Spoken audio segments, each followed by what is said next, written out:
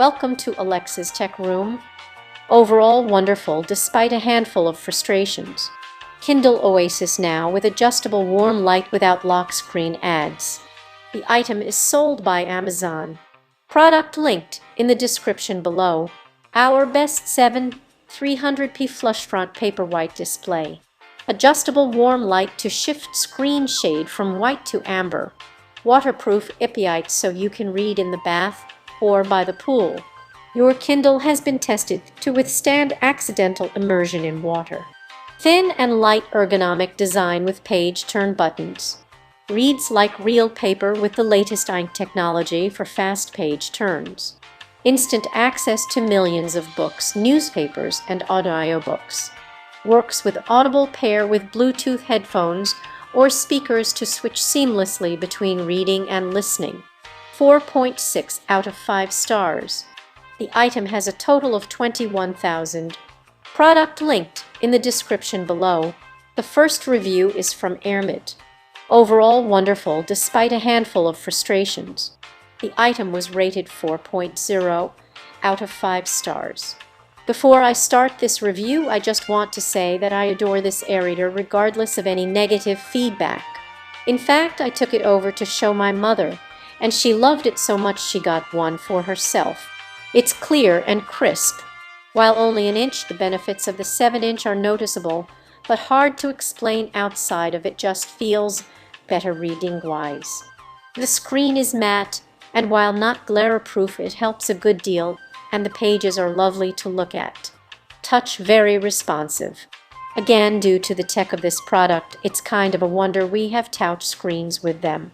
It's very responsive for an e-reader, more than any other that I've looked at. I can't say I was all that impressed with the Paperwhite's touch screen, as it seemed to get finicky at times and could turn multiple pages on you, a problem I've not had with any other device.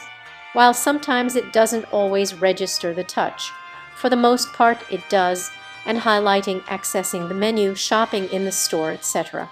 have all been easy. Sometimes it doesn't register when scrolling, but that's been the biggest issue encountered so far. For both of us, trying to read on a tablet for longer periods of time just isn't enjoyable. Page turning, I am partial to the buttons, and am a believer that these devices should come with them baseline. However, buttons or touch, the pages turn fast, fluid, and cleanly with close to no delay whatsoever. Screen brightness, the warm light is great, and is the other reason I got this model over a Paperwhite. Buttons were the other. I have issues with my eyes where blue light really bothers me. Not only does the Oasis seem to have less blue light in general compared to Paperwhite Kindle older Oasis models, but the warm light works well. It doesn't take a lot to solve the issue, and being able to adjust brightness and warmth separately is good. You are able to set the warmth to auto-activate from sunset to sunrise based on time zone, set your own time, or do it anytime easily. Options. There are many ways to change the layout, from font style, boldness, and size. I haven't seen it really mentioned, but you can set it horizontal also. Yes, you do need to go through settings to do this, but given how this device works, that's not a surprise. This is the first e-reader purchase for both of us after many years, though I have had occasion to play with the newer generation of Paperwhite Kindle in person before making this purchase. There is a feature to save all your layouts, so it's simple enough to hit the saved format for horizontal to switch to that, or back again to vertical. The buttons come default as up, forward, down, back, but these can be reversed.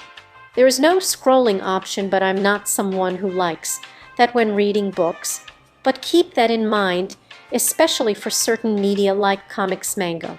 You are able to have it display page numbers, the clock, percentage left read, or none of the above. Personal library access, Amazon. For the love of all creation, fix this mess. I knew going in that it would be a pita, but still, even after going through each book and adding them separately back into their collections, I still can't sort by them. I don't know what I did wrong, but it's been a frustrating endeavor, and the inability to really have decent sort options can make it a pain for those who want to keep the library on this device instead of just a book or 2 at a time. Fortunately, the search works well, but I shouldn't have to look one of my fires to sort through my library and then bring it up on the Oasis. That's terrible, and to my understanding has been a long-standing problem. First things first, this device uses Wi-Fi. I had no problems with accessing the Kindle store to browse or purchase books. This is probably the biggest area that had a delay, lack of sensitivity to input, and a large amount of screen refreshing. But again, given what it is, it wasn't an issue really. Wi-Fi does drain the battery, even more so if downloading a lot of books, like at the start, and it does give a warning for this, but that is a problem on most modern devices. I wish there was a battery saver option for this like there is for the Fires, as I would like to use the translation feature at times while reading some books, and that is only available via Wi-Fi. Fortunately, the dictionary is not so dependent. Battery life: the Kindle base model has 4 LEDs. The Paperwhite has 6. The Oasis 25. That's a lot of LEDs. 12 for white, 13 for the warm lighting system. And it is understandable that while in use, this isn't going to have as long of a life as other models, especially older ones that don't have a backlight at all. When indoors, I tend to have everything set to as close to 0 as possible as personal preference, and would say that depending on reading habits, you're looking at charging every few days to a little over a week. I would also say that one should never believe any company's rhetoric on battery life. It's usually under the most minimal of conditions. It works by having a multitude of microcapsules that when charged display either black or white. That being said, if you're coming from an older model of Kindle, especially the really early ones, you aren't going to get the same battery life due to the LEDs, but it isn't as terrible as a tablet, for example. It does hibernate after a period of inactivity and takes a few seconds to wake back up when starting again. This isn't a bad thing to me, but has been off-putting to others with the slight delay. The micro USB, I know this a point of contention with a lot of people, but I didn't find it that big of a deal. I still have several devices, include Kindle Fires, that use this. I would assume that when Amazon does make the switch to USB-C, that they want to ensure all their tablets, Kindles can make the switch over. Shape: I love it. The only thing I can think of is that it would be nice if the metal was grooved a little in a couple of places on the back to help with a firmer grip. Otherwise, it's lovely to both me and my mother, easy to hold, easy to operate the buttons, etc. Waterproofing: I can't speak to how this works and hope to never have to. Just from that description alone, it's pretty obvious why this has no color. Though color is in the works by the ink developer, it's just years away from being workable on these types of devices. The ads in Amazon: we are buying your top-of-the-line product. We should not have to pay you more to not have you advertise at us, especially since you have a recommended for you on the homepage that does the job somewhat better. When Kindle Fires were launching way back, when it did make some sense as the price difference was 40 and made the lower models especially more accessible to a wider range of people. But now it's just gross. Yes, I have the one with the ads because I cannot justify giving you an extra 20 for something that is top of the line and already highly priced. The price, so this is really expensive. There is an option to do payment plans on it, which is nice, but it's still pricey. If you have an e-reader that at least is functional, it might do for you to wait until Prime Day or Cyber Monday to get a deal and shave off $5,075. Is it worth it? That depends. If you're like me and need the warm light, then this is the only Kindle that has it, along with the buttons. Obviously, this works differently than a tablet, and its main purpose, as with all e-readers, is to give a good reading experience and mimic a page of a book as best as possible while also being easier on the eyes. I look at it as an investment. The products I have gotten from Amazon have lasted years. On top of that, I am a reader and have been looking for something that would allow me to access my Kindle library easily while having the features I need with it. If you're not reading a whole lot and or do not need the button swarm light, then this probably isn't the Kindle for you. Personally, I knew I would not be happy with the Paperwhite, And while there are things I dislike about the Oasis, as a whole I am happy that I own this. Probably the biggest question to ask yourself before spending this kind of money is how much do you read, and or were you someone who used to read a lot? The biggest question is whether one will use it enough to justify having a device that is only for reading, and if the features for them personally justify the purchase. For me, yes. For others, it may be a different answer.